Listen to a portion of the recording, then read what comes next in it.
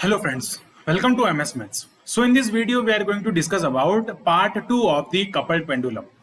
So coupled pendulum का part 2 में जो टॉपिक आता है दैट इज नॉर्मल मोड्स. देखो नॉर्मल मोड्स क्या होते हैं. नॉर्मल मोड्स का मीनिंग होता है कि ये एक किसी फ्रीक्वेंसी पे डिपेंड करते हैं, यानी कि एक कैरेक्टरिस्टिक फ्रीक्वेंसी या फिर किसी एक वेरिएबल पे डिपेंड करते हैं.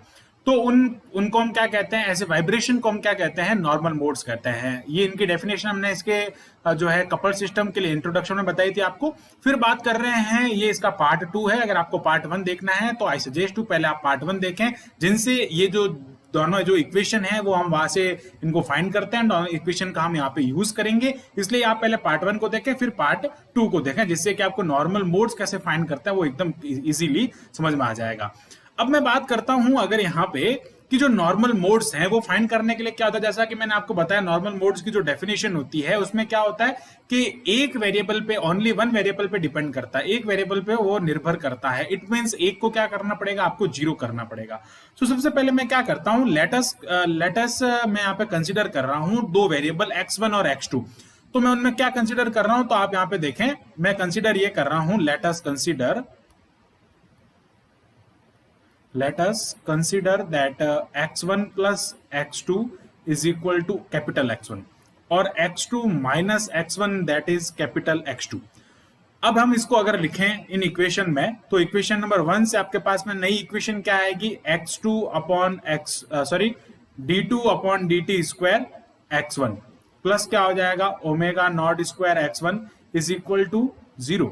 इक्वेशन नंबर 3 ये एक एसएचएम की कंडीशन में आ रही है, एसएचएम की इक्वेशन के इक्वल बन रही है. ओके, सेकंड हम यहां से बात करते हैं कि आपके पास में जो इक्वेशन नंबर 2 है उसमें क्या हो जाएगा, ये d2x ये हो जाएगा d2 upon dt square into x2 plus ये हो जाएगा यहाँ पे omega square plus 2 omega c square और ये हो जाएगा यहाँ पे x2 is equal to 0. This is equation number 4. Okay तो ये बात आप ध्यान रखें यहाँ पे कि जो ये आपके पास में इक्वेशंस हैं, यहाँ पे ओमेगा नॉट जो है वो उसकी नेचुरल फ्रीक्वेंसी है और ओमेगा सी जो है वो उसकी कपलिंग फ्रीक्वेंसी. कपलिंग फ्रीक्वेंसी मतलब जो पेंडुलम से, जिन पेंडुलम को हम एक दूसरे से कपल करते हैं, इसलिए मैं आपको कह रहा हूँ पहले आप हमारा एक बार जो है पार्ट 1 देखें, जिससे कि आपको अच्छे से समझ में आएगा. ठीक है, वहां पे हमने इन सब का डिस्क्रिप्शन दिया है. अब हम बात कर रहे हैं कि जो आपके पास में फ्रीक्वेंसी है, ये जो आपके पास में इक्वेशंस आ गई है, इन इक्वेशन से क्या करना है, नॉर्मल मोड्स फाइंड करना है. नॉर्मल मोड्स फाइंड करना है ना, तो आपको एक को जीरो करना पड़ेगा और दूसरा जो है वो उसको फाइंड कर सकते हैं. तो उनके लिए हम डायग्राम भी बनाएंगे. तो नॉर्मल मोड्स की जो कंडीशन है उसको हम यहाँ पे अप्लाई करते हैं. तो फर्स्ट हम क्या लिखेंगे यहाँ पे कि अगर आपको नॉर्मल मोड्स फाइंड करना है, उनके लिए आपको इक्वेशन के सॉल्यूशन भी फाइंड करने पड़ेंगे.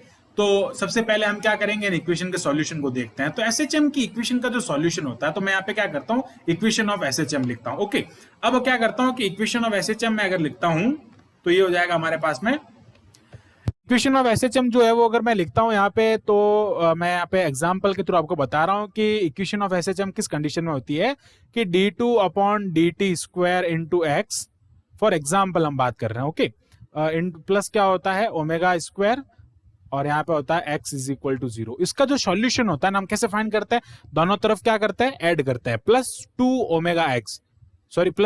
ओमेगा dx बाई dt हम जो है दोनों और ऐड करते हैं. 2 omega dx by dt add करते हैं. फिर लीनियर डिफरेंशियल इक्वेशन का जो सॉल्यूशन हम फाइंड करते हैं, वैसे हम उसका पूरा प्रोसेस करते हैं, वेरिएबल ऑफ सेपरेशन का यूज करते हैं. फिर हम वहां से जो सॉल्यूशन फाइंड करते हैं वो आपको याद रखना है. सिंपल है, उसका सॉल्यूशन जो होता है वो क्या होता है, सॉल्यूशन होता है यहाँ पे आपके पास में solution that is x is equal to a sine omega t plus five. A जो है वो क्या होता है, उसके लिए एम्पलीट्यूड होता है. फाई क्या होता है यहाँ पे, फेज होता है. ओमेगा क्या होता है यहाँ पे, फ्रीक्वेंसी होता है.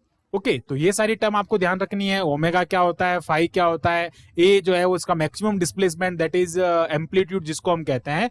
तो हम ये अप्लाई करेंगे किसके लिए, equation number 3 and equation number 4 के लिए. तो कैसे करेंगे आप यहाँ पे देखें, तो मैं लिखता हूं इक्वेशन नंबर 3, यहाँ पे मैं लिखता हूं सॉल्यूशन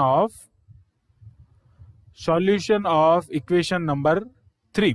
जो आपके पास में इक्वेशन नंबर 3 है उसके अगर मैं सॉल्यूशन की बात करता हूं तो उसका सॉल्यूशन क्या हो जाएगा, आप यहां से देखें इक्वेशन नंबर 3 है. इसके सॉल्यूशन के लिए हम क्या करते हैं, x1 लिखेंगे यहाँ पे इज इक्वल टू मैं यहाँ पे इसके एम्पलीट्यूड को C1 लेट कर रहा हूं, क्या लेट कर रहा हूं, C1। ओके, और क्या लिखेंगे, साइन, यहां पे आ जाएगा आपके पास में ओमेगा नॉट टी, वहां पे क्या था ओमेगा टी, और यहाँ पे आ जाएगा ओमेगा नॉट टी, बिकॉज यहाँ पे फ्रीक्वेंसी जो है वो ओमेगा नॉट है। प्लस मैं यहाँ पे लेट कर रहा हूं delta one, delta one is the phase difference, इनके बीच का जो फेज डिफरेंस है उसको हमने डेल्टा से डिनोट कर लिया। अब मैं बात करता हूं सॉल्यूशन ऑफ इक्वेशन नंबर 4। तो इक्वेशन नंबर 4 का सॉल्यूशन हो जाएगा x2 इज इक्वल टू, इसका एम्पलीट्यूड मैंने C2 लेट कर दिया और ये हो जाएगा साइन। अब ध्यान रखें यहाँ पे क्या था, ओमेगा स्क्वायर था, ओमेगा नॉट स्क्वायर, तो हमने यहाँ पे क्या पुट किया, ओमेगा नॉट पुट किया। अब यहाँ पे क्या है, omega naught square plus 2 omega C omega square, it means इसको रूट में लिखना पड़ेगा, तो ये हो जाएगा root of omega naught square plus 2 omega C square T, plus क्या आ जाएगा, यहाँ पे फेज डिफरेंस को मैं डेल्टा 2 से डिनोट कर रहा हूं। This is our equation number 5 and equation number 6। अब हमको यहाँ पे अगर x1 जो है उसकी बात करनी है, जो यहाँ पे x1 और x2 क्या है, मॉड्स है, उसके जो नॉर्मल मॉड्स है। अगर मुझे नॉर्मल मोड x1 के लिए स्टडी करनी है तो मैं यहाँ पे लिखूंगा first study about, for studying about x1। अगर मुझे x1 के लिए स्टडी करनी है देन क्या करना पड़ेगा मुझे, on putting x2 is equal to 0, मुझे x2 को 0 के इक्वल पुट करना पड़ेगा। क्यों पुट करना पड़ेगा कि x1 जो है उसकी वैल्यू फाइंड करनी पड़ेगी, ये जो है वो इसका रूल है, आप ध्यान रखें। जब हम x2 के लिए बात करेंगे तो x1 को 0 के इक्वल पुट करेंगे, x1 के लिए बात करेंगे तो x2 को 0 के इक्वल पुट करेंगे। इट मींस x2 को 0 के इक्वल पुट करना मींस क्या हो जाएगा, x2 minus x1 is equal to 0, यही x2 की वैल्यू है, और ये क्या हो जाएगा, x1 is equal to x2। अब x1 और x2 क्या है, उन पेंडुलम के डिस्प्लेसमेंट है। अब पेंडुलम के डिस्प्लेसमेंट इक्वल है, इट मींस आपके पास में जो पेंडुलम जो बनेगा वो कैसा बनेगा, तो यहां पे देखें this is the rigid wall जिससे हमने पेंडुलम को लटका रखा है, और ये हो जाएगी इसकी मीन कंडीशन, मीन पोजीशन। फिर हम क्या करेंगे, यहां से इसमें सस्पेंडेड कर रहे हैं, ये पेंडुलम हो जाएगा इस टाइप से। ओके, ये एक पेंडुलम, ये सेकंड, दोनों के मास जो है वो m है। ये क्या हो रहे हैं, स्प्रिंग से बंधे हुए हैं, ध्यान रखें, ये इनके बीच में स्प्रिंग लगी हुई है। यहां से यहां तक का जो डिस्प्लेसमेंट है x1 और यहां से यहां तक का जो डिस्प्लेसमेंट है x2, दैट इज इक्वल है। तो आप क्या करेंगे, यहां पे रिजल्टेंट जो मिलेगा ना, इनका क्या मिलेगा, 0 मिलेगा।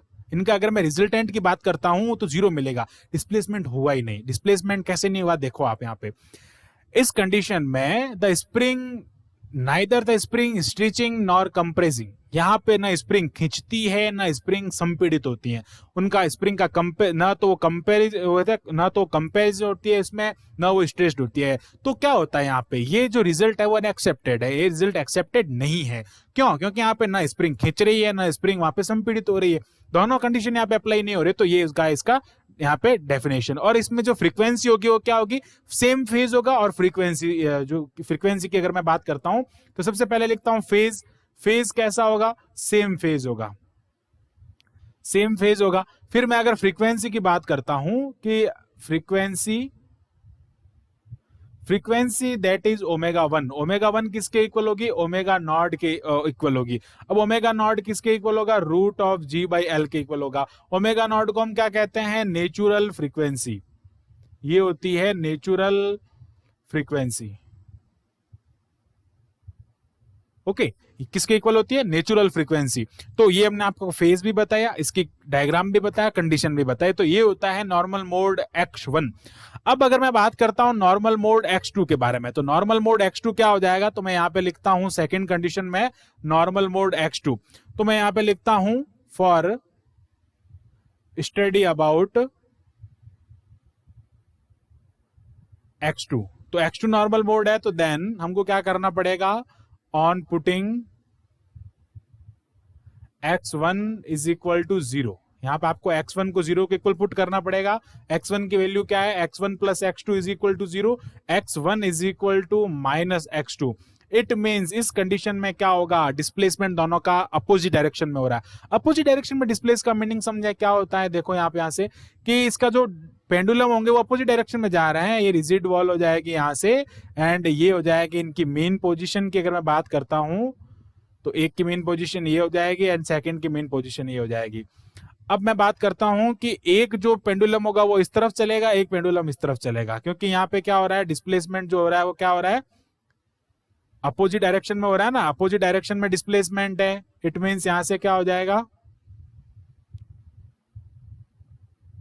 एक सेकंड में डायग्राम अच्छे से बना लेता हूं। ओके, अब अगर आप यहां से देखें कि जो डिस्प्लेसमेंट है वो कैसे हो रहे हैं, अपोजिट डायरेक्शन में हो रहे हैं। ये हो जाएगा फर्स्ट पेंडुलम, ये हो जाएगा सेकंड पेंडुलम। ये वाला जो डिस्प्लेसमेंट है वो क्या हो जाएगा, x1 हो जाएगा। ओके, ये यहां से यहां तक का जो डिस्प्लेसमेंट है दैट इज x1 और ये हो जाएगा x2। मैग्नीट्यूड दोनों का इक्वल होगा बट डायरेक्शन कैसी होगी, अलग अलग होगी। ये चीज ध्यान रखें, x1 एंड x2 इक्वल है बट डायरेक्शन कैसी है, अलग अलग है। तो यहाँ पे जो स्प्रिंग लग रही है वो स्प्रिंग क्या हो रही है, फेज कैसा है, डिफरेंट फेज है।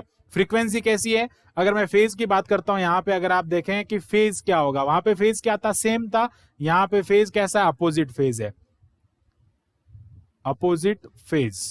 ओके, अपोजिट फेज हो जाएगा, यहाँ पे डिफरेंट फेज लिख लेते हैं।